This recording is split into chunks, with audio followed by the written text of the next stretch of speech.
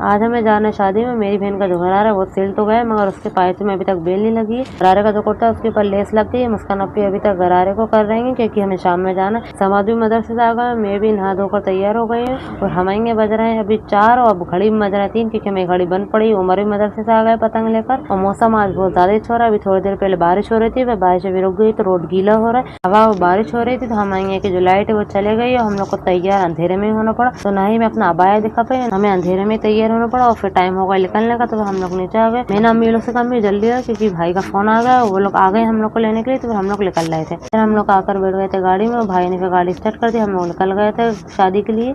जब तक गाड़ी बंद थी तब तक बहुत ज्यादा घबराहट हो रही थी, इसलिए मूसा भी बहुत ज्यादा रोने लगा था। गर्मी लग रही थी। जब गाड़ी चलने लगी तो हवा आने लगी और फिर मूसा ने भी रोना बंद कर दिया। ये हमारे मामू ये लोग हैं जो हमसे आगे निकल गए। फिर पहुंच गए थे हम लोग गार्डन। हम लोग ने देखा कि लड़कियों का सेक्शन का, तो ये लड़कियों का यहाँ पर सेक्शन था और सबसे पहले हम दुल्हन के पास गए।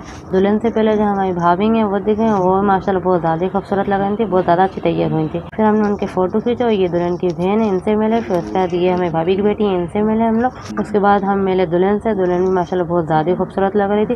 फिर हम लोग उतर के चले गए नीचे और अहमद भी माशाल्लाह रोना बंद कर दिया, खूब अच्छे से खेल रहा था। मेरी बहन ने मुझसे कहा चलो खाना खा लेते, तो हम लोग खाना खाने के लिए जाने लगे और मूसा को भी बहुत तेज भूख लगने लगी तो हमने कहा चलो खुदा खाना देखते हैं। खाने में बनी थी बिरयानी, ये रेड कौरमा था, ये ग्रीन कौरमा था और ये मीठा था।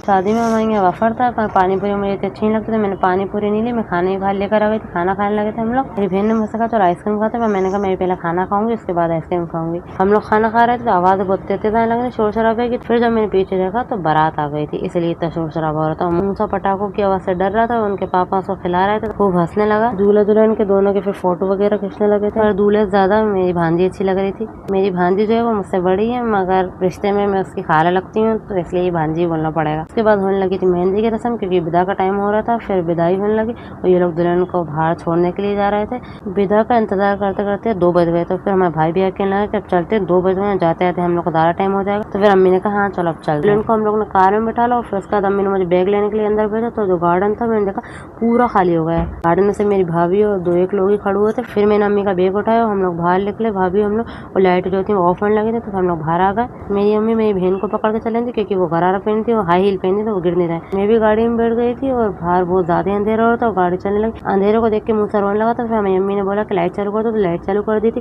रास्ता बहुत लंबा था तो मैंने नहीं बनाई बाकी व्लॉग। फिर हम लोग घर पहुंच गए थे। हमें घर पहुंचते पहुंचते 3 बज गए थे। मिलते हैं अब नेक्स्ट व्लॉग में। आज के लिए इतना ही। अल्लाह हाफिज।